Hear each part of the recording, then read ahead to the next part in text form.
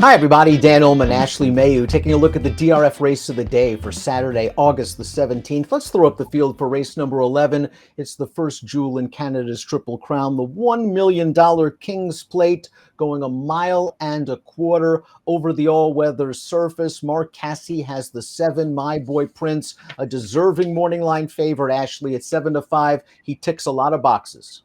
He certainly does, and on paper, he's simply the horse to beat. The record is one thing. His campaign now as a 3-year-old is also very, very impressive, especially since getting back up to Woodbine. So he's tough, but I think it's when you look at these races, Dan, you know that everything doesn't necessarily go according to plan, always looking for other horses in here. And this isn't the only horse for Mark Casse. He also sends out Essex Serpent with that nice win last time out in the Marine, stretching out around 2 turns. And that's just not it for him. He has another horse in this field as well in the form of Midnight Mascot, who was 3rd in the Marine, but more of a deep closer, a horse that maybe screams for more ground.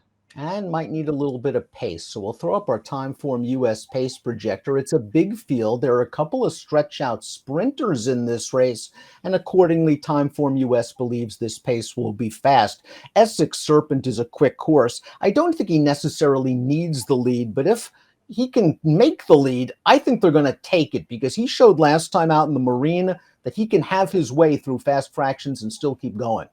Yeah, reminds me in that sense of a little bit about last year's winner, Paramount Prince, right? Was able to get to the front and keep things going. We saw that in Essex Serpent.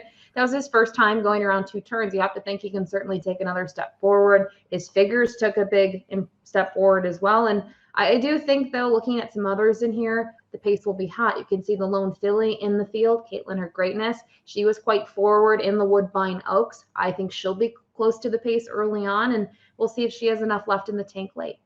And if the pace is hot, our deep closer, the number 2, Raffaroo, has the fastest Timeform US late pace rating, coming off a rallying 2nd to My Boy Prince in the plate trial. We'll start things off with an outsider. The number 1, Joke Star, ran into My Boy Prince last time out in the plate trial. It was his first race against stakes competition. I think he did his best that day. He ran just fine, sort of an even 5th. He's just going to have to do better.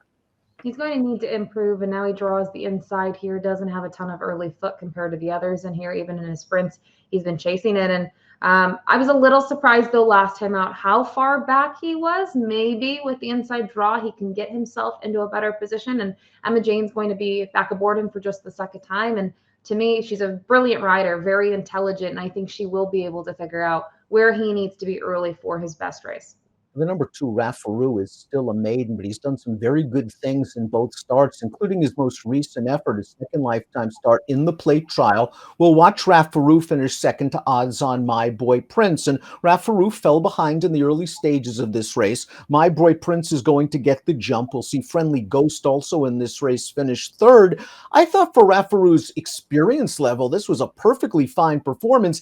Is this a bit too much too soon? The plate and only his 3rd lifetime start. Maybe for the win it is, but I don't think for the exotics. I really like the way that he was able to stretch out from 7/8 to 1 1/8 in just his 2nd start. I thought, looking at him physically, at least he showed that he was still moving forward and wanted to. He looked kind of interested in those late stages of that race. His margin of defeat shrunk. He took a nice step forward in figures. I don't know. I just feel like in terms of the trip, I know it says he's a deep closer. I still don't think he'll be last in here early. I know on Timeform pace projections, I didn't see the 2 anywhere on the screen, Dan. I don't know if I see him that far back, but I think if you're looking for a horse at a nice price, I know he's 8-1 on the morning line. I think he'll go off higher than that. He'd be one that I would consider in the exotics, just because of the fact that he's shown he at least wants to go further. Essex Serpent has won 2 of 3 starts. The only loss came at the hooves of My Boy Prince, but it was only a 2nd lifetime race, and it was sprinting in the Queenston. Here's the first 2-turn effort for Essex Serpent, going 1 1/8, and these fractions are legitimate.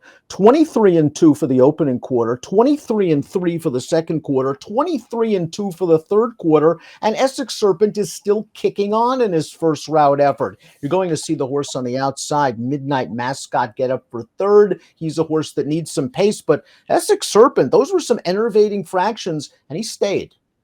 And, kind of looking at his first route race, he should be able to go around 2 turns based on his pedigree, both top and bottom. I don't think this distance really is going to be the issue. We'll see how forward he actually is. I know we saw him at the front of it with Timeform pace projection. I think if he's not on the lead, he'll be somewhat close to it. And I like the way that he did it. And I already made the comparison once, but I mean, you're looking at last year, Mark Casse, Paramount Prince, Patrick Husbands, a very well-timed ride from Patrick to get Paramount to the lead, where it looked like he might not have anything necessarily left to get him there. Then he was able to kick on clear and a really dominating performance against an even bigger field. So Essex Serpent has a lot of similarities to that horse in regards, and I just like that he keeps on getting better and he's lightly raced.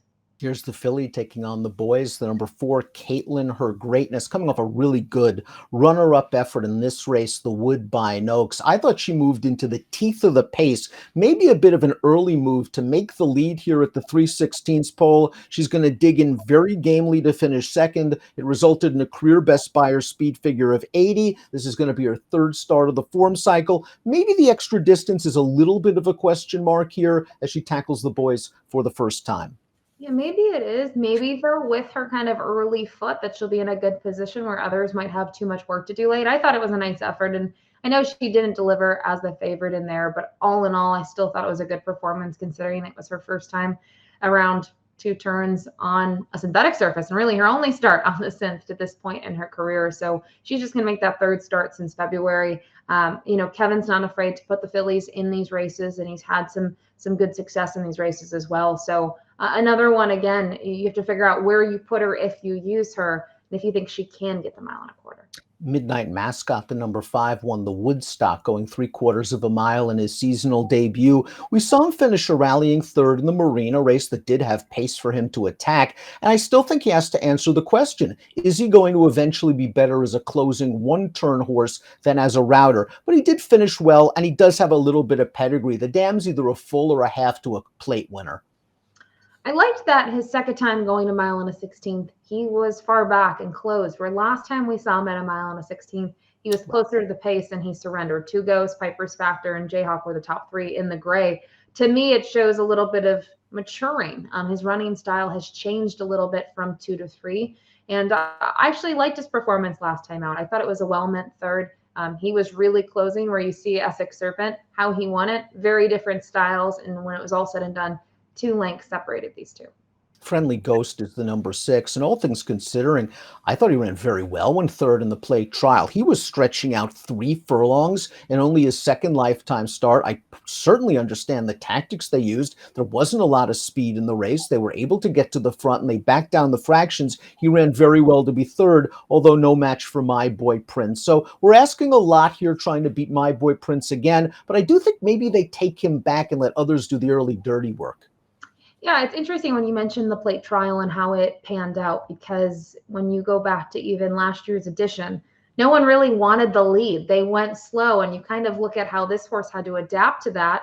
Well, when it's all said and done, he found himself very close to the pace early on, which was different than how he graduated, where he was able to sit the trip with Justin Stein. So I think it was a similar story where no one really wanted it going a 1.125 miles. And with the change in tactics, I do agree with you. I still think he raced well. My Boy Prince is the goods. He's won 6 of 10 in his career, a close third in last year's Breeders' Cup Juvenile Turf, but the argument can be made he's slightly better on the synth. He's won all 3 starts since returning to Woodbine this spring, including the race we saw in the plate trial. He's versatile, and most importantly, I think he showed last time out with that 1.125 win that the 1.25 is within his scope. I think it is. I think his Queenston win and even the King Corey before that visually were extremely impressive and extremely easy wins. And he still wins the plate trial by 1.25 lengths. I don't know if it was visually as impressive to my eye. I think he did his thing. It was a good performance. You can't take anything away from him. He was stretching out from 5.5, 7/8, 7/8, and then to 1.125 miles. But I just don't think it was as eye-catching as we saw, especially in the King Quarry. So I could see why people might try to beat him in here. I don't know if I necessarily have the guts to, just knowing that his running style, he can be forward, he can sit a couple lengths off of it. And I just think his resume, he does have by far the best resume in the field. Pierre is the number 8, and this horse ran against some decent older runners, most recently going 1.16 miles on the inner turf. He ran just fine to be third. He's never been off the board from 4 starts, and one of the also-rans in that race came right back to win at that level on the turf with an 84 Beyer. I have a feeling we've yet to see this horse's best. I think he has a good amount of potential. I do think this is a really big ask in only his 5th start. I think so too. I do think it's a lot to ask. I think again, the conversation becomes, do you see him being anywhere? Is that in the top four somewhere? That I think is maybe, a best case scenario for him. His last two, I've really liked his performances. I think his maiden score didn't do anything for me. They went very slow for 6 furlongs for a maiden special weight event. But then to see what he's done since then, I think he's really tried to stamp himself as a good horse. And I thought his effort two back was a very nice performance. He's had to float wide. And last time out, I wish he had a little bit more punch. But then again, it was on the turf. So if I can on his last time around 2 turns on the synthetic, I do like what I saw. Thoros Cause, the number 9, has a habit of outrunning his odds. He was third at a giant price in a maiden race 2-back. He was fourth at 74-1 last time out, but that was a maiden race, and he got beat by 2 of these, and now he's running in the plate. Yeah, this is a lot, but these connections, that was the dream for Krista Cole to get in the plate, and they have a horse that, he can make the starting gate. So they're going to take the chance to look at him. I will say at least his last 2, since he stretched back out, they've been maiden special weight. They haven't been those maiden optional fields. So in theory, they should have been better, fields in terms of the composition of them. I guess the concern would be last time out, he was fourth. He was beaten by 5, and he has to face those top 2 once again, but now in the plate. So to me, that's where it becomes a little bit hard to make that case for him. The 10 is Bedard, and hopes have been high for this expensive son of Nyquist. He was the favorite in his 2 starts this year. He was beaten in both of them. He probably should have enough foundation off those 2 races to go the 1.25 miles in the plate, but he's also still a maiden, and his Beyer speed figures pale in comparison to some of the major contenders in here. Yeah, you stole my thunder. I mean, they're 14 to 20 points below, to me, what the upper 5 horses in the field would be when I do the math. So that makes him tough in here. He is making the 3rd start off the layoff. I also just feel like, I hate to say it, it's not a medical condition, but he has seconitis. And we've seen that time and time again where he doesn't have enough to get it done in the final stages. And I don't know what changes here, because in terms of the fractions have varied in those last 3 efforts. And still, he's second, and he's beaten by a couple of lengths. Roar of the Crowd, the number 11, is taking a big step up in class and a big step up in distance. He's never raced past 6.5 furlongs in his career, so I won't be surprised if he shows at least brief early speed. His only victory, however, came for a $25,000 maiden claiming tag. Yeah, another one, I find it tough to use him here. I think when you look at his maiden score, he got a sizable advantage on the field and kept on widening, and it was obviously lesser competition by far. In his following effort, I know facing winners for the first time can be tough, but you would have needed to see a lot more last time out on August 1st. So another big price in this field. Equipment change for the 12. No more options. The blinkers are off. This guy won the Frost King sprinting last year. He's done some good things in his career. His most recent start was the plate trial. I just didn't see any excuses. To me, he's like a 6 furlong horse to 7.5 on the turf if he's going to be on the turf on the inner. Those are his distances. I think once you start to get outside of that, that's where things get challenging for him. I would have liked to seen a lot more in the plate trial if I were to use him in this spot. But to me, he was forward, which he typically is, and he tired. So I understand why they're making the equipment change, but I just wonder, where is he going to be early now? Is he going to be able to close? His best trips have been stalking decent fractions. The 13 is Vitality. He completes the field from a tough outside post position. He is an Adena Springs homebred. They just might be a late developer. He got a sprint in his first start of the year and then really put it all together, going 1 1/16, although he did get the right setup. They went very fast, 23-1 for the opening quarter, and Vitality just blew by them on the turn. I think he's getting a lot better. It's a big ask. I could see this horse maybe picking up some pieces in the stretch. I think so too. And his stablemate, Rafaru, is the maiden. I think when I look at the difference between them, Rafaru is the maiden, and his figures are better, though. Both stronger figures than when we look at Vitality's career best. But he does have a win. It worked out pretty nicely for him last time out because the fractions, at least early on, they were moderate enough for him to kind of close in off of that, and he was much the best. So I think horses that have raced in the July 19th race, he is certainly the best of them. It just is, for any horse, tough to now face winners in the King's Play. Before we take a look at our top selections, please click the subscribe button on the Daily Racing Form YouTube channel for the latest DRF videos. Top pick time, Saturday race of the day. It's the plate. It's the first leg of Canada's Triple Crown. My Boy Prince is the horse to beat. It seems like I'm giving him short shrift, Ashley. I'm not. I have a lot of respect for him, just at the price he's going to be and his route numbers. It's not like they tower over some of the other route numbers. I'm taking chances. I don't blame you. I really wanted to pick against him. I'm always trying to find a price, especially in a big field like this when you're thinking Derby, King's Plate, anything where you have a massive field, you're trying to look for value. I just found it tough to make a case otherwise. I think my next case to be made, it was tough. Is it the 2? Is it the 3? I find it tough to use the main, and I just tried to get there and I couldn't. I think his resume has been very strong. I've already alluded to it though.